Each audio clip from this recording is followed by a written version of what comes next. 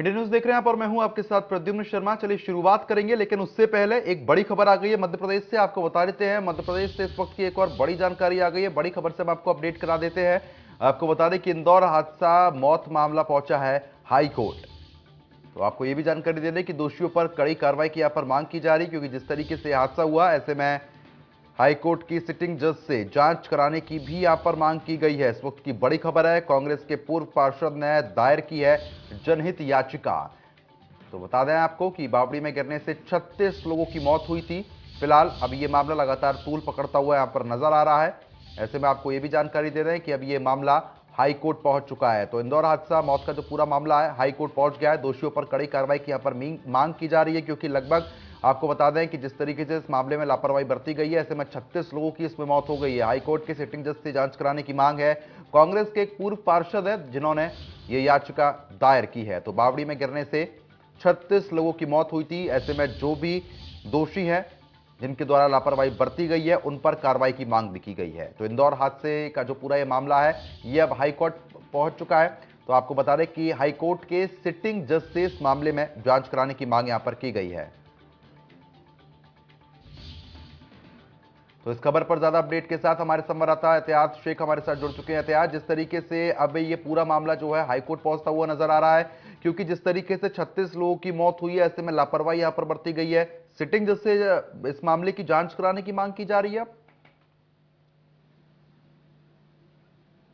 देखिए, निश्चित ही जहाँ तक इस इंदौर हादसे की बात की जाती है, निश्चित रूप से एक ये कहा जाए कि बेहद दुर्भाग्यपूर्ण मामला रहा, जिसमें 36 लोगों ने अपनी जान गंवा दी थी। इस पूरे मामले के ऊपर लगातार सियासत तो चली रही थी, लेकिन अब ये पूरा मामला हाईकोर्ट में पहुंच गया है। कांग्रेस के एक पूर्व पार्षद दिलीप कौशल ने जनहित याचिका लगाई है अपने एडवोकेट मनोहर दलाल के जरिए इंदौर हाईकोर्ट में, जिसमें कई सारे बिंदुओं का जिक्र किया गया। सबसे पहले तो इस पूरे मामले की जो जांच है वो एक सिटिंग जज के द्वारा कराई जाने की मांग की गई। साथ ही साथ कई और बिंदुओं को इस पूरे मामले के अंदर हाईलाइट किया गया। नंबर 1, जितनी भी 609 बावड़ियों की जो लिस्ट है कुएं और बावड़ियों की, उनके ऊपर अब तक कार्रवाई क्यों नहीं हुई और उस मामले के अंदर पहले नोटिस दिए गए थे या नहीं दिए गए थे, ये भी जवाब मांगा गया।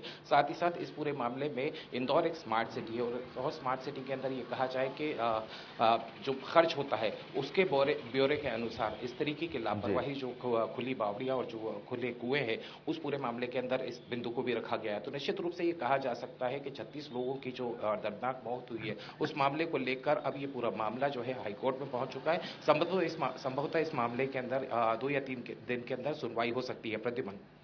हाँ बिल्कुल, क्योंकि देखिए जिस तरीके से 36 लोगों की मौत हुई, ऐसे में लापरवाही तो यहाँ पर बरती ही गई थी, क्योंकि कहीं ना कहीं जो बावड़ी है उनका ब्यौरा भी यहाँ पर मांगा गया है।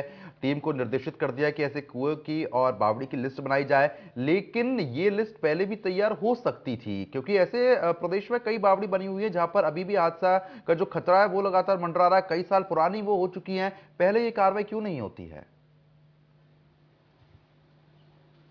देखिए, यही बात है और इसी पॉइंट को लेकर ये कहा जाए कि ये जनहित याचिका लगाई गई। और जहां तक हम्म। मध्य प्रदेश सरकार की बात की जाती है, तो इस हादसे के बाद में मुख्यमंत्री शिवराज सिंह चौहान ने कैटेगोरिकली बहुत स्पेसिफाई करके कहा था कि इस तरह की लापरवाही बर्दाश्त नहीं की जाएगी, क्योंकि इंदौर का जो ये पूरा हादसा है, कहीं ना कहीं लापरवाही, नेग्लिजेंस का मामला सामने आता है, जिसमें कि उस पर्टिकुलर जगह पर जहां पर यह हादसा हुआ था, वहां नोटिस दिए जाने के बावजूद भी उस पर कार्रवाई नहीं हुई थी और उसके चलते ही इतना बड़ा हादसा सामने आया है। जाहिर सी बात है, लगातार जैसा हम जिक्र कर रहे थे कि इस पूरे मामले के ऊपर सियासत भी चल रही है, तो वहीं कंसर्न की बात भी है, यानी एक चिंता का विषय भी है, क्योंकि इस जी। तरह की घटनाओं की पुनरावृत्ति न हो, उसके लिए ठोस कदम उठाए जाने हैं। बहरहाल इस पूरे मामले के अंदर प्रद्युमन, अब जिस तरीके से कांग्रेस ने एक पीआईएल लगाई है, अब इस पीआईएल के अंदर जिन बिंदुओं के ऊपर बात की गई है, जहां तक मजिस्ट्रियल जांच की बात है, तो मुख्यमंत्री शिवराज सिंह चौहान और मध्य प्रदेश शासन की तरफ से पहले ही कहा जा चुका है कि इसकी मजिस्ट्रियल जांच होगी। जहां तक अवैध अतिक्रमण की बात की जाती है, तो आज का घटनाक्रम अगर बताते हैं, तो आज जो पर्टिकुलर स्पॉट था, जिसे हम ग्राउंड जीरो कहते हैं, या उस ये कहें मौत की जो बावड़ी थी, आज उसके आसपास का जितना भी अवैध अतिक्रमण था, उसे नगर निगम के अमले द्वारा तोड़ा गया है और साथ ही साथ उस मौत की बावड़ी को उसी मलबे के जो मलबा बचा था, उसी मलबे से पूरी तरीके से बंद कर दिया गया है। दैट मीन्स उसको बिल्कुल प्लेन ग्राउंड बना दिया गया है। साथ ही साथ एक कार्रवाई और हुई थी, जो कि ढक्कन वाला कुआं के ऊपर एक अवैध रूप से ये कहा जाए कि इसी तरह की सिचुएशन के ऊपर एक दरगाह बनी थी जहां पर पे अतिक्रमण की कार्रवाई की गई है। तो ये कहा जा सकता है कि जो एक्शन है वो अब देखने को मिल रहा है। और Pradyuman, you are absolutely right, ये पहले होता तो शायद इतना बड़ा हादसा ना होता।